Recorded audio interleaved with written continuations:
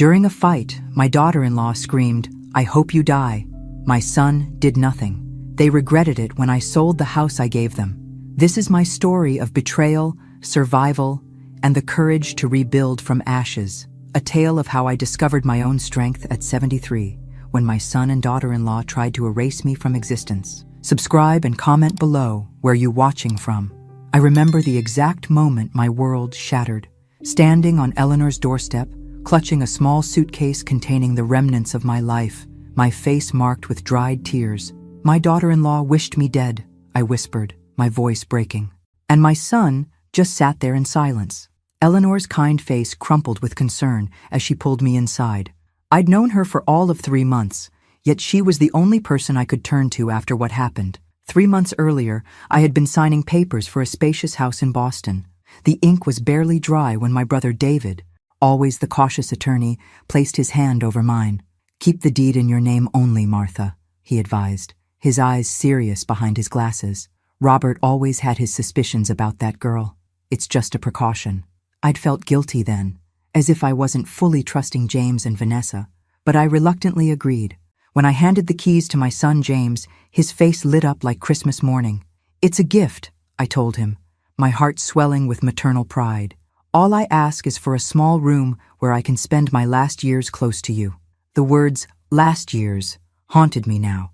At 73, I wasn't expecting many more, but I'd hoped they'd be peaceful, surrounded by family. The trouble started small. My personal items mysteriously reorganized. Dinner plans changed without anyone telling me. My blood pressure pills disappeared, only to reappear days later in different bottles. "Mom, Vanessa is just trying to help with your organization," James would say, distracted whenever I tried to broach the subject. Then came the separate, slower Wi-Fi network, specially for you, Martha, so you won't get confused with passwords. The patronizing smile on Vanessa's face made my stomach turn. One night, I couldn't sleep and wandered toward the kitchen for tea. Vanessa's voice drifted from the living room, where she was speaking on the phone. "It's like taking care of a child, only worse," she was saying, laughing softly.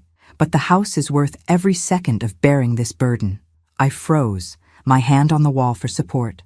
The words struck me physically, like a slap across my weathered face. I wasn't family to her. I was an obstacle, a burden to be tolerated for material gain. I retreated to my room, careful not to make a sound. Sleep wouldn't come as her words echoed in my mind. All those years raising James alone after Robert's early death, working 2 jobs, sacrificing everything so he could have opportunities I never had, reduced to this, a burden, an inconvenience. That night, staring at the ceiling, I made myself a promise. I wouldn't remain a victim. Somehow, I would reclaim my dignity. I just didn't know yet how bad things would actually get, or how far they would push me before I finally broke. The isolation happened so gradually that I barely noticed it at first, like water slowly rising around your ankles before you realize you're drowning. After hearing Vanessa call me a burden, I began paying closer attention. The small indignities accumulated day by day. My morning newspaper disappearing before I could read it. Phone calls from my few remaining friends mysteriously not reaching me. Invitations to family events arriving too late. "Oh, Martha, I told you about the dinner last week," Vanessa would insist, her tone suggesting I was losing my grip. "Don't you remember?" I did not remember, because she had never told me. My bedroom, once my sanctuary, became increasingly foreign. Items would move overnight: my reading glasses, my medication, family photographs. When I confronted Vanessa, her response was always the same. A concerned look exchanged with James, followed by, "We haven't touched anything, Martha. Perhaps you forgot where you put them." I hadn't forgotten. I never forgot. One morning, I found my pressure pills in a different container. I organized them by day of the week, Vanessa explained sweetly when I asked. "It'll be easier for you to remember now." But I noticed the pills looked slightly different, rounder, with a faint yellow tint instead of white. That night, I pretended to take them, but secretly slipped them into my pocket. The next day, I showed them to my pharmacist. "These aren't your prescribed medication, Mrs. Wilson." He frowned. "They're a mild sedative. Where did you get these?" My blood ran cold. Was she drugging me? To what end? When James came home that evening, I tried to talk to him, But as always, he was distracted, glancing at his phone repeatedly. "Mom, I'm sure there's a reasonable explanation," he said, not meeting my eyes. "Vanessa is a healthcare professional. She knows what she's doing. That's what worries me," I replied quietly. Later that week, Eleanor invited me for tea. She'd noticed how rarely I left the house anymore, how I'd stopped attending the neighborhood book club. "You seem different, Martha," she said, serving Earl Grey in delicate cups. "Is everything all right at home?" The kindness in her eyes broke something in me. For the first time, I confided in someone about the accidents happening in the house, how my favorite photographs had been accidentally damaged during cleaning, how I'd been forgotten at a shopping mall for hours. Eleanor listened intently, her expression growing more troubled. "Martha," she said finally, "I was a social worker for 30 years before retiring. What you're describing sounds like elder abuse." "Abuse?" I recoiled at the word. No, James wouldn't. He's not a bad person. He's just blind when it comes to Vanessa. Intentional or not, what's happening isn't right," Eleanor insisted. "You should document everything. Dates, times, details." "I can't do that to my son," I protested. But that evening, as Vanessa hosted James's work colleagues for dinner, I understood the necessity of Eleanor's advice. Throughout the meal, Vanessa wove subtle insinuations about my confusion and declining mental state, sharing exaggerated or completely fabricated stories. Last week, she tried to cook breakfast at 3 a.m. and nearly burned the house down, she told them, her voice dripping with false concern. It never happened. When I attempted to defend myself, Vanessa looked at me with practiced compassion. "Oh, Martha, honey, that never happened. You're confusing your memories again." The pity in the guest's eyes crushed what remained of my spirit. My word now carried less weight than Vanessa's, even in my own home. That night, I started keeping a journal. The leather-bound journal became my silent confidant. Every misplaced item, every forgotten message, every subtle slight, I documented it all in meticulous detail. Eleanor had given me the journal, along with a small digital recorder. "Just in case," she'd said, squeezing my hand. I felt paranoid using it, but something deep inside warned me I needed evidence, something beyond my own increasingly doubted word. 3 weeks into my secret documentation, I discovered something that made my blood freeze. I was searching for my missing photo album, the one containing irreplaceable pictures of Robert and James when he was small, when I decided to look in James's home office. I rarely entered this room. It was Vanessa's domain now, though technically James's workspace. The door was unlocked that afternoon. Perhaps she'd grown careless, confident in my supposed confusion. The album wasn't there, but tucked in a drawer, I found something equally valuable. A property assessment report for the house, along with handwritten notes about renovation potential and quick sale recommendations. In the same file, glossy brochures advertised Golden Sunset Assisted Living Facility with circled monthly rates and payment options. The truth hit me like a physical blow. They were planning to put me away, sell my house, the house I bought for them, and dispose of me like an inconvenient piece of furniture. But how could they sell property that was in my name? I continued searching, my hands trembling with both fear and anger. In a locked cabinet, the key hidden predictably beneath a potted plant, I found something truly horrifying. Partially completed forms for mental capacity evaluation. The document listed various episodes of confusion and erratic behavior, all fabricated. Incidents that never happened, witnesses who likely didn't exist. They were building a case to declare me mentally incompetent. I photographed everything with the small camera Eleanor had lent me, careful to leave no trace of my discovery. That night, I made a decision that went against every maternal instinct I'd ever had. I hid the recorder under the living room coffee table, wedging it into a spot where the decorative molding created a perfect hiding place. I went to bed with a racing heart, questioning if I was overreacting. Maybe there was an innocent explanation. Maybe James was just concerned about my well-being. Maybe. The next morning, I retrieved the recorder while Vanessa was showering and James had left for work. With trembling fingers, I pressed play, expecting to hear nothing but household silence. What I heard instead confirmed my worst fears. The doctor said we need more examples of erratic behavior before requesting formal evaluation. James's voice, sounding troubled. "Then we'll create those examples," Vanessa replied coldly. If we start adjusting her medication like we did with your father, we'll see faster results. The mention of Robert paralyzed me. What had they done to my husband? I don't feel good about this, James hesitated. Sweetheart, Vanessa's voice turned seductive but threatening. Do you want that vacation home or not? Once we sell this property and she's properly accommodated, we'll have all the money we need. I felt physically ill, clutching the kitchen counter as the room spun around me. My son's betrayal was almost unbearable, but the implications were clear. This wasn't just about my dignity anymore. It was potentially about my life. That evening, I watched through a crack in my door as Vanessa switched pills in my medication container, confirming every suspicion. Instead of confronting her, I began secretly discarding the tampered medication and sought independent medical help through Eleanor. My journal entry that night contained just 3 words. They're killing me. You need to leave that house, Martha, Eleanor insisted over tea at her kitchen table, her normally gentle voice firm with concern.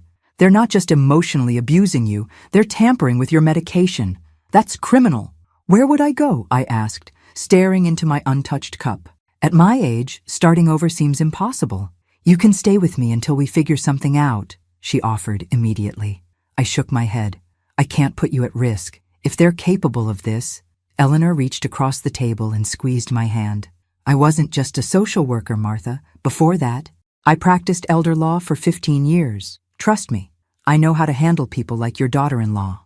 That afternoon, Eleanor helped me construct a plan. First, we'd need to confirm my legal standing regarding the house. While she made calls to former colleagues, I continued gathering evidence. I started bringing my own food from a secret stash Eleanor provided, avoiding anything Vanessa prepared.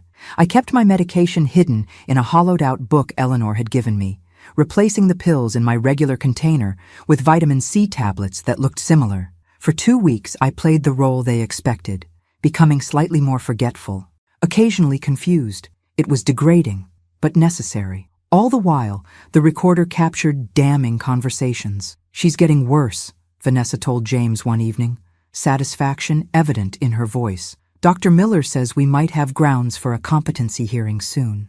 Dr. Miller, a name I didn't recognize, certainly not my regular physician. Another piece of the puzzle. The breaking point came on a Thursday evening. I'd prepared a special dinner to celebrate James's promotion, pushing through exhaustion and growing paranoia about my safety. I'd spent hours cooking his favorite meal, pot roast with rosemary potatoes, just like I used to make when he was in college. Vanessa arrived home in a foul mood after a tense phone call. She immediately criticized the table I'd set. These plates? Seriously? It's a promotion, not a nursing home lunch. James, visibly uncomfortable with the mounting tension, tried to mediate. Everything looks great, Mom. During dinner, I attempted to join their conversation about James's new colleagues, but Vanessa continuously interrupted or corrected me. That's not what he said, Martha.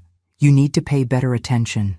When I finally managed to share a story about the beginning of James's career, Vanessa accidentally knocked over her wine glass, spilling red wine across the white tablecloth. See what you made me do?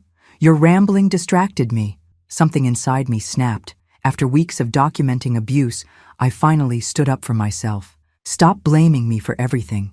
This is my house too. The statement silenced the table. Vanessa, her eyes cold as ice, responded slowly, deliberately. Your house? You're just an ungrateful guest here. I looked at my son, pleading silently. James, are you going to let her speak to me this way? His silence was deafening. Emboldened by James's cowardice, Vanessa stood, leaned across the table, and spat the words that would change everything.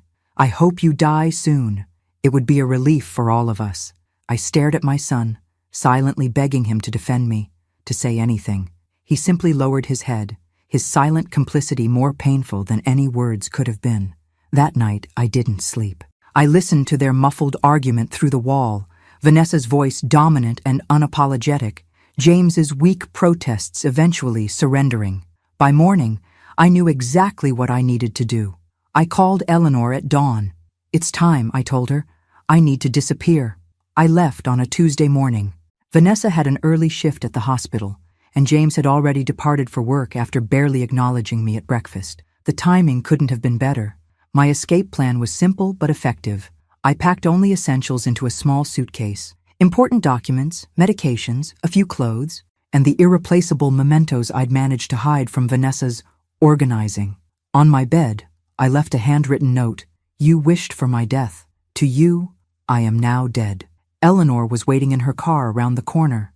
My heart pounded as I closed the front door behind me, half expecting Vanessa to materialize and stop me. But the street remained quiet as I walked away from the house I'd purchased with my life savings, a gift that had become my prison. You're doing the right thing, Eleanor assured me as we drove to her home. This isn't abandonment, it's self-preservation. Eleanor's tidy colonial house became my sanctuary.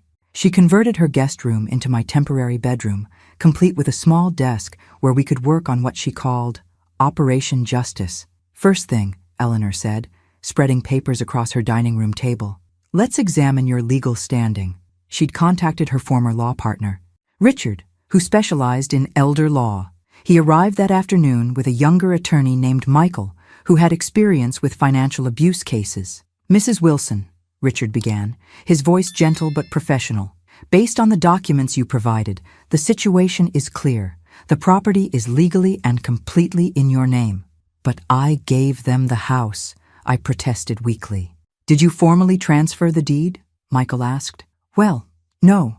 I just gave them the keys and told them it was a gift. The attorneys exchanged knowing glances. Mrs. Wilson, Richard explained, verbal gifts don't transfer legal ownership. Without a deed transfer, the house remains yours to control. They never asked to transfer the title, Eleanor realized aloud. They just assumed, or were planning to get it through other means, Michael added grimly, pointing to the competency evaluation forms I'd photographed. My mind raced with implications. The house was still mine. I had power I didn't realize. What can I do? I asked. You have options, Richard replied, from simply asking them to leave to selling the property outright. I need time to think, I said, overwhelmed by possibilities. Later that evening, Eleanor and I were reviewing my journal entries when my phone buzzed with a text from Vanessa.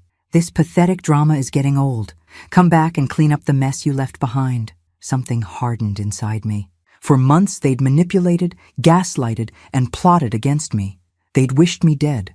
And now they expected me to return, like an obedient dog. I've made my decision, I told Eleanor, showing her the message. They need to understand the value of what they had only when they lose it. The next morning, Richard helped me draft a formal eviction notice. The property would be listed for sale immediately, with the stipulation that the current occupants had 30 days to vacate. Are you sure about this? Richard asked. Once we file these papers, there's no going back. I thought of James's silence at the dinner table. Of Vanessa's cold wish for my death, of the tampered medication. I'm sure, I said firmly, but there's something else I need to know first. What's that? Eleanor asked. Vanessa mentioned doing to Robert what they were trying to do to me. I need to understand what happened to my husband. Michael nodded gravely. I have a contact at Memorial Hospital where your husband was treated. Let me see what I can find out. That afternoon, I did something I hadn't done in months. I stood in Eleanor's garden, face turned toward the sun, and breathed freely. For the first time since Robert's death, I wasn't just surviving, I was fighting back. My phone buzzed again. Another text from Vanessa. James is worried. Stop being childish and come home. I deleted the message without responding. Let them worry. Let them wonder. Their false concern couldn't touch me anymore. I was no longer their victim. I was becoming their reckoning. 3 days into my disappearance, Michael arrived at Eleanor's house with a thick folder tucked under his arm. His expression was grave as Eleanor ushered him into the living room where I waited. Mrs. Wilson, I found something concerning about your husband's medical records, he began, sitting across from me.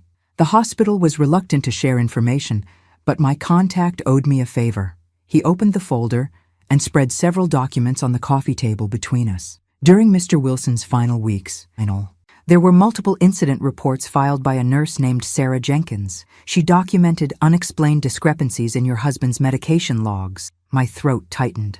What kind of discrepancies? Dosages that didn't match physician orders, pain medication administered ahead of schedule, notations that appeared altered. Michael pointed to highlighted sections on the reports. Nurse Jenkins suspected tampering, but before an investigation could begin, she was transferred to another unit after a complaint was filed against her. Let me guess, Eleanor interjected. Vanessa filed the complaint. Michael nodded grimly. Accused her of incompetence and unprofessional conduct. I closed my eyes. Memories of Robert's final weeks flooding back. He had deteriorated so quickly at the end. The doctors had called it a natural progression of his illness. But what if? Are you saying Vanessa may have accelerated my husband's death? The words felt impossible. Monstrous. I can't prove it definitively, Michael replied cautiously. But these records show a pattern that raises serious questions, especially combined with what you've documented about your own medication. We should go to the police, I said, anger rising like a tide. Without concrete proof, it would be your word against hers, Richard warned, having joined us midway through the conversation. And James would testify against me, I finished, the bitter truth settling in my stomach like lead. My own son would side with the woman who may have hastened his father's death. There's a more effective approach, Richard suggested. Use the legal power you still hold over the house to force them out while we gather more evidence. Eleanor took my hand. Martha, I know you want justice for Robert, but we need to be strategic. I nodded slowly, the shock giving way to resolve. If they had done to Robert what they attempted with me, justice would come, but in my time, on my terms. That evening, we finalized our plan. The house would be listed with a trusted realtor the following day. The eviction notice was prepared, to be delivered in precisely calculated timing. One more thing, Eleanor suggested. We should place a small obituary in the local paper. An obituary? I asked, confused. For you, Martha Wilson. Eleanor smiled slyly. Nothing fraudulent, just vague enough to create the impression you've passed away while legally remaining above board. The idea was both shocking and oddly satisfying. 2 days later, a small notice appeared in the Boston Herald. Martha Wilson, 73, passed peacefully after a brief illness. Private services held at family's request. That same day, I signed papers to list my house for sale. The realtor, a friend of Eleanor's who understood the sensitive nature of the situation, promised to handle everything discreetly. We watched the security footage Eleanor's son had installed remotely when James returned home that evening. He brought the newspaper inside, casually flipping through pages as he walked to the kitchen. When he reached the obituaries section, he stopped abruptly, his face draining of color. "Vanessa!" he shouted, his voice tinged with panic. She came running, annoyed at first, then shocked as she read the notice. They made frantic phone calls, to hospitals, to the newspaper, even to distant relatives I rarely spoke with. No one had answers. Their confusion gave me a grim satisfaction. Let them wonder. Let them worry. Let them feel a fraction of the fear they'd instilled in me. Tomorrow, I told Eleanor as we turned off the monitor, they get the eviction notice. For the first time in months, I slept without nightmares. The eviction notice arrived in an elegant navy blue envelope, hand-delivered by a courier service. Eleanor and I watched through the security camera feed as Vanessa, expecting some social invitation, tore it open with a smile that quickly dissolved into shocked disbelief. "James!" Her shriek echoed through the house. "James!" He appeared moments later, running from his home office, alarm evident in his hurried movements. "What? What's wrong?" Wordlessly, she thrust the document at him.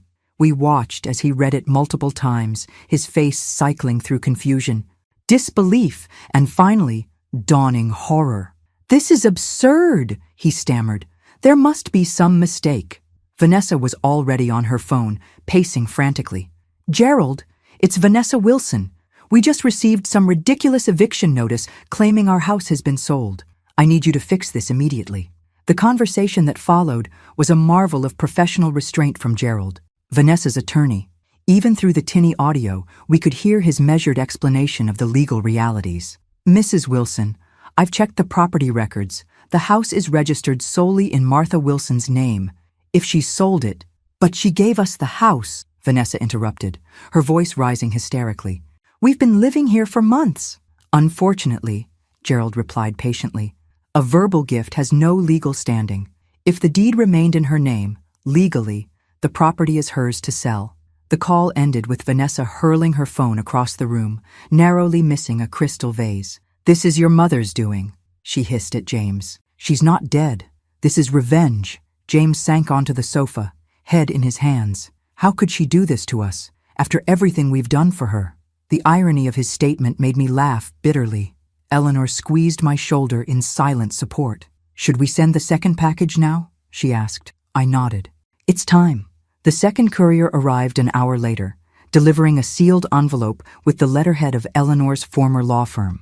Inside was a handwritten note in my elegant script. "You wished for my death. In return, you will lose only a house. Consider yourselves fortunate for the balance of the exchange." The chaos that erupted after this delivery surpassed even our expectations. Vanessa destroyed a floor lamp, a set of dishes, and James's framed law school diploma in her rage. James attempted to call my cell phone repeatedly, leaving increasingly desperate voicemails. "Mom, please, we can talk about this. Whatever you think happened.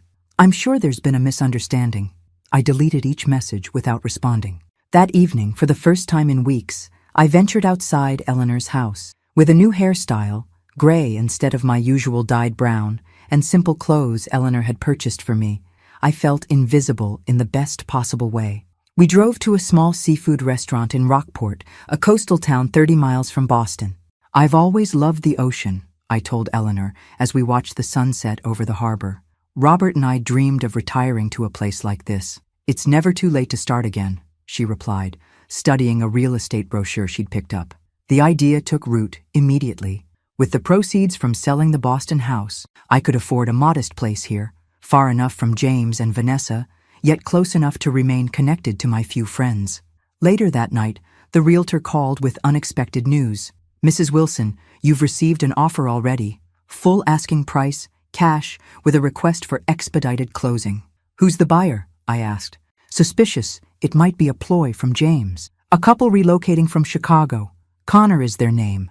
They're willing to honor the 30-day vacancy period for current occupants." I accepted immediately. The pieces were falling into place faster than I'd anticipated. Within weeks, I would have the financial means to start over. The house that had become my prison would be sold to strangers, and James and Vanessa would face the consequences of their actions. That night, I wrote in my journal, "Today I reclaimed my power. Tomorrow I build a new life." The weeks following the eviction notice brought unexpected developments. Through our security feed, Eleanor and I witnessed the rapid disintegration of James and Vanessa's relationship. "How could she do this to us?" Vanessa screamed one evening, hurling a vase across the living room. "She betrayed us." James, emerging from what seemed like a fog of denial, replied with surprising clarity, "No, Vanessa, we betrayed her first." Their financial reality was unraveling quickly.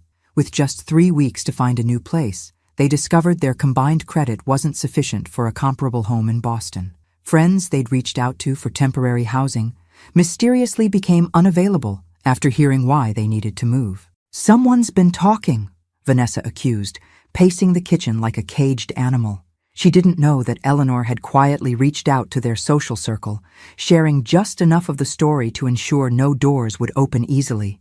Meanwhile, my own life was transforming. The house sale was proceeding rapidly, and I'd found a charming cottage in Rockport with a view of the harbor. The real estate agent, sensing my urgency, had expedited viewings and paperwork. "It needs some updating," she warned as we toured the property. "That's perfect," I replied. "I need a project." The thought of renovating, choosing paint colors, arranging furniture, planting a small garden, filled me with an energy I hadn't felt in years. This wouldn't just be a house, it would be my renaissance. One afternoon, Michael arrived at Eleanor's with new information that chilled me to the bone. "I found Sarah Jenkins, the nurse who reported discrepancies in your husband's care," he said, laying a recording device on the table. "She agreed to share what she remembers on the condition we keep her identity protected." The recording revealed details more disturbing than I'd imagined. Sarah described finding Vanessa alone with Robert's IV multiple times, though she wasn't assigned to his care. She noticed that his pain seemed to increase after Vanessa's visits, despite medication that should have controlled it. "The final week was strange," Sarah's voice explained. "Mr. Wilson had been lucid, even improving slightly, then suddenly deteriorated overnight. When I checked his medication log, entries had been altered.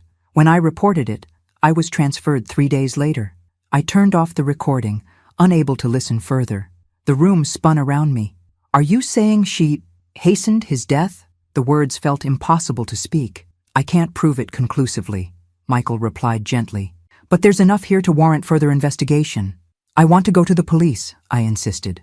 "Without clear evidence of tampering, It would be difficult to prove, Richard cautioned, especially after this much time has passed. But we can't let her get away with this. My voice broke with the weight of this new betrayal. There are other ways to ensure justice, Eleanor said quietly. Ways that don't rely on a criminal justice system that often fails the elderly. She outlined an alternative approach. Document everything. Share information strategically with those who needed to know, like the hospital administration and state nursing board, and focus on rebuilding my life while Vanessa's carefully constructed one fell apart. The eviction is just the beginning, Eleanor assured me. Once she loses the foundation of security you provided, everything else will follow. The next day, we received word that James had been spending hours at the public library, researching legal challenges to evictions. His efforts would be futile. Richard had ensured every document was ironclad, but I felt a twinge of sadness imagining my son scrambling for solutions. That evening, I signed the purchase agreement for the Rockport cottage. The closing would align perfectly with the Boston house sale, allowing me to move directly from Eleanor's to my new home. As I signed my name with a steady hand, I felt Robert's presence beside me, approving. If he had indeed been a victim of Vanessa's machinations, this was part of his justice too. I wish you could see this new beginning, I whispered to his memory, but I'll enjoy it enough for both of us. 2 weeks before the eviction deadline, Eleanor and I made a bold decision. With Richard's legal guidance, we arranged for my personal belongings to be removed from the Boston house while James and Vanessa were at work. Are you sure about this? Eleanor asked, as we watched the movers load boxes into their truck. It feels like poking a hornet's nest. They've had weeks to contact me properly, I replied. All I've received are James's manipulative voicemails and Vanessa's threatening texts. They don't deserve more consideration than this. The movers had strict instructions. Take only items from my bedroom and the boxes in the attic, clearly marked with my name. Everything else would remain untouched. I wasn't interested in the furniture or appliances I'd paid for. Those could go with the house. I wanted only my personal history, the artifacts of my life before this nightmare began. That evening, our security feed captured James and Vanessa's reaction upon discovering my empty room. Vanessa seemed merely irritated at the intrusion, but James sat on my stripped bed for nearly an hour, holding an old photograph that had fallen behind the nightstand, one the movers had missed. For the first time since my departure, I saw genuine regret in my son's expression. It came too late to change my course, but it softened something in my heart I hadn't realized had hardened. The next morning brought unexpected news. Michael called, his voice urgent. Mrs. Wilson, I've been in contact with the state nursing board. Without mentioning names, I described the medication discrepancies in your husband's case and your own experience. They're very interested in speaking with you. Will it lead to an investigation of Vanessa? I asked. Potentially, yes. Especially if we can locate other patients with similar experiences. The possibility of holding Vanessa accountable for Robert's treatment kindled a fire in me. That afternoon, I gave a detailed statement to a nursing board investigator, providing dates, medication names, and all the evidence I'd gathered. The investigator seemed particularly disturbed by the recorded conversation about adjusting my medication like we did with your father. This suggests a pattern of behavior, she noted grimly. We take these allegations very seriously, Mrs. Wilson. Meanwhile, the closing date for both properties approached. My Rockport cottage would be mine in just 10 days, and the Boston house would officially belong to the Connors a week after that. Eleanor helped me shop for essentials for my new home, practical things like kitchen supplies and linens, but also small luxuries I'd denied myself for years. A plush reading chair, artwork for the walls, garden tools for the small plot overlooking the harbor. You deserve this, she insisted, when I hesitated over what felt like extravagances. After everything you've been through, you deserve joy. The concept felt foreign after months of being made to feel burdensome. Unwanted joy. Could I really claim that again at 73? That evening, a final package was delivered to the Boston house. Inside was a legal document informing James and Vanessa that any remaining belongings must be removed by the eviction date, along with a cashier's check for $5,000. A parting gift, I'd told Richard. Not because they deserve it, but because I need to close this chapter completely.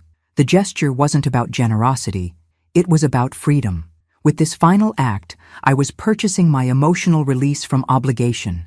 They could no longer claim I'd left them destitute or without options. The security feed showed James staring at the check for a long time before Vanessa snatched it from his hands. "At least your mother has some decency left," she snapped.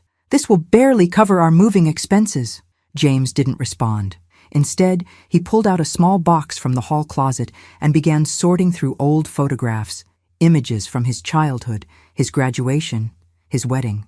His fingers lingered on a picture of us together on his 10th birthday, both of us grinning beside a homemade cake. For a moment, I wondered what might have been if he'd found his voice earlier, stood against Vanessa's manipulations. But the past couldn't be rewritten. We could only move forward from where we stood, and I was standing on the threshold of a new life. Moving day arrived with unexpected emotions. As I packed my temporary belongings at Eleanor's house, a peculiar melancholy settled over me.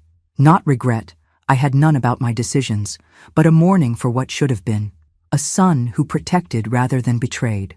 A family bond that withstood challenges rather than dissolving at the first test. "You're allowed to feel sad, Martha," Eleanor said, noticing my silence as I folded clothes. "Righteous actions don't eliminate grief." The drive to Rockport was quiet, the radio playing soft classical music as we followed the moving truck. My new cottage appeared on the horizon, its weathered shingles and blue door welcoming me home. The small garden needed attention, and the interior would require fresh paint, but it was mine, a sanctuary earned through pain and resilience. The movers efficiently placed furniture, assembled my bed, and arranged boxes according to my instructions. By late afternoon, the cottage had transformed from an empty space to the beginning of a home. Eleanor stayed to help unpack essentials, hanging curtains and organizing the kitchen while I arranged my bedroom. "Will you be all right alone tonight?" she asked as evening approached. "I think I need to be," I replied. "This first night should be just me." After she left, I sat on my new porch overlooking the harbor, watching fishing boats return as the sun set. The sea air filled my lungs, salty and clean, washing away the stifling atmosphere that had surrounded me for too long. That night, I slept soundly for the first time in months, without fear of tampered medication or whispering voices beyond my door. Morning brought a call from Richard. "I have news," he said without preamble. "The nursing board has opened a formal investigation into Vanessa's professional conduct. They've already spoken with 3 former colleagues who corroborated concerns about her medication handling practices." "Will they contact her current employers?" I asked. "They already have. She's been placed on administrative leave pending the investigation." I should have felt vindicated, but instead, a strange hollowness filled me. Consequences were beginning, yet they felt distant from my new reality. Later that day, Michael arrived with more developments. "James and Vanessa had a significant argument last night," he reported, based on our still active security feed. "It appears he found something in the attic while packing, your items that they claimed were lost or damaged." He showed me footage of James confronting Vanessa with a box containing my supposedly destroyed photo albums, jewelry, and personal mementos she'd hidden away. "You told me these were ruined in the water damage," James accused, his voice cracking. Vanessa's dismissive shrug spoke volumes. She didn't need them anymore. They were just collecting dust. "They weren't yours to decide about," James shouted, perhaps the first time I'd heard him stand up to her. The argument escalated until Vanessa delivered a devastating truth. "This marriage was a transaction, James. You offered stability and asset potential. I provided companionship. The arrangement is no longer advantageous." She announced she'd accepted a position in Chicago, leaving the following weekend, with or without him. "Take what you want from this mess," she said, gesturing around the house. "I'm done playing house with a spineless mama's boy and his vindictive mother." The footage ended with James alone in the living room, surrounded by half-packed boxes, his face showing the dawning realization of his complicity in destroying what mattered most. That evening, I walked along the Rockport shoreline, processing these developments. Unlike the fierce satisfaction I'd anticipated, I felt strangely detached.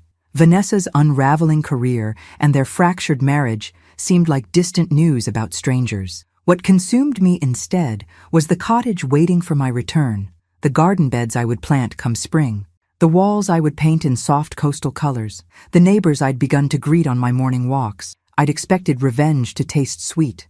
Instead, it tasted like salt air and possibility. When I returned home, I found a simple envelope in my mailbox. Inside was a faded photograph of James as a teenager, standing proudly beside the science fair project I'd helped him build. On the back, in his handwriting, "I'm sorry for everything. No return address, no plea for forgiveness or reconciliation, just an acknowledgement." I placed the photo on my mantle, neither hiding it nor giving it prominence. Like James himself, it would exist in my life, acknowledged but no longer defining my days. The first frost of autumn touched Rockport, glazing my garden in delicate white. 3 months had passed since I moved into the cottage, and already it felt more like home than the Boston house ever had. I'd painted the walls in shades of blue and cream, planted hardy shrubs that would bloom in spring, and established a routine that centered me.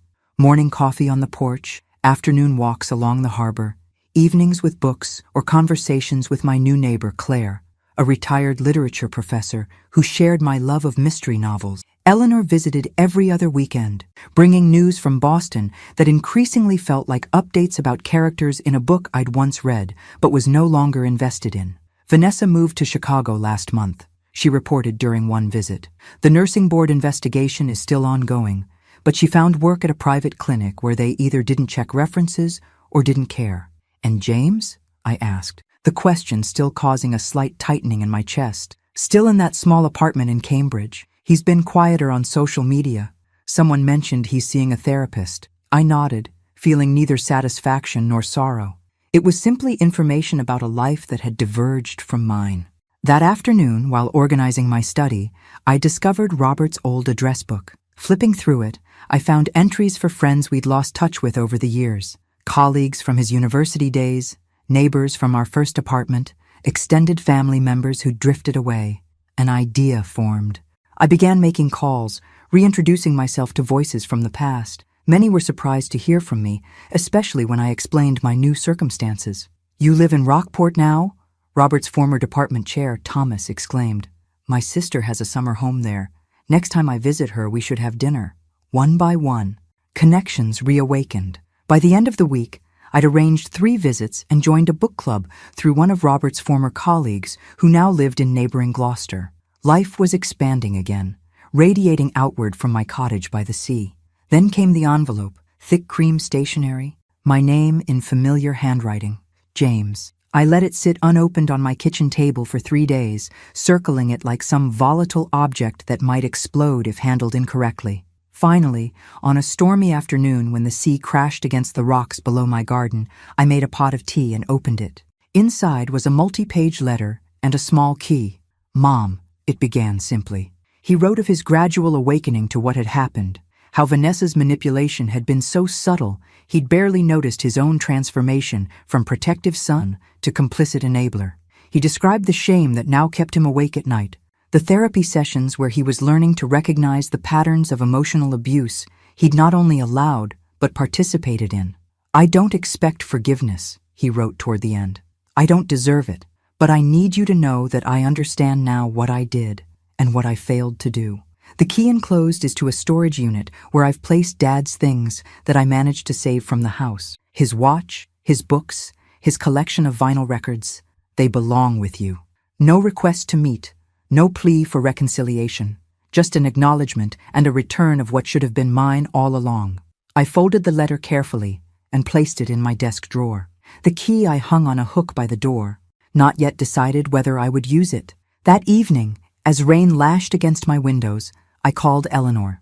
"James sent me a letter," I told her, "and a key to a storage unit with Robert's belongings. How do you feel about that?" she asked carefully. "I don't know yet," I admitted.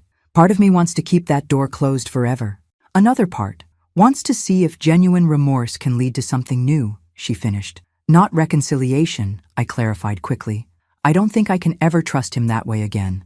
But maybe acknowledgement of each other's existence, at least." After we hung up, I stood at my window watching the storm gradually subside, the clouds parting to reveal a sliver of moon. The sea below remained turbulent, but the sky was clearing, a metaphor too obvious to ignore. I took the key from its hook and placed it in my purse. Tomorrow, I decided, I would drive to Boston and see what remained of Robert's legacy. Not for James, but for myself. For the memories of a life before betrayal had rewritten everything. Some doors needed to be opened, if only to finally close them properly. The storage unit was in Cambridge, a small climate-controlled space in a modern facility. I sat in my car for 20 minutes before finding the courage to enter, the key cold in my palm. Unit 217 contained 6 neatly labeled boxes, a vintage record player, and Robert's leather reading chair, the one I'd assumed had been sold or discarded. A handwritten note sat on the chair. I saved what I could. I opened the first box. Robert's record collection, alphabetized just as he'd always kept it. Coltrane, Davis, Fitzgerald, Holiday, the soundtrack of our early marriage. The second box held his books, first editions he'd collected, academic texts he'd authored, dog-eared paperbacks he'd read repeatedly. The third box made me pause. Photo albums I thought were lost forever. Our wedding, James's childhood, family vacations, the visual archive of our lives together. In the fourth box, I found Robert's watches, cufflinks, and the fountain pen set I'd given him for our 30th anniversary. The fifth contained his tweed jackets, still carrying the faint scent of his cologne. The last box held letters, every card and note I'd written him during our marriage, preserved in chronological order. I sat in Robert's chair, surrounded by these artifacts of our shared life, and finally allowed myself to weep, not from sadness or anger, but from the realization that these treasured items had been rescued. James had salvaged these pieces of his father, preserved them while he was still under Vanessa's influence. It suggested a core of the son I'd raised had remained intact even during his worst betrayal. After 3 hours organizing and examining each item, I made arrangements for everything to be delivered to Rockport the following week. Everything except Robert's chair, which I took with me immediately, securing it in my car with bungee cords. A week later, I received an email from James, the first direct contact since his letter. Did you find what you were looking for in the storage unit? Simple, direct, asking nothing. I replied with equal brevity. Yes, thank you for preserving these things. His response came the next day. There's a coffee shop in Gloucester called Harbour View. I go there sometimes on Saturday afternoons. Not quite an invitation, but an opening, a possibility. 3 weeks passed before I decided what to do with this information. 3 weeks of placing Robert's belongings around my cottage, of re-listening to his records, of sitting in his chair watching the sea. 3 weeks of quiet conversations with Eleanor about forgiveness, boundaries, and the possibility of selective reconciliation. On a crisp December Saturday, I drove to Gloucester. Harbour View.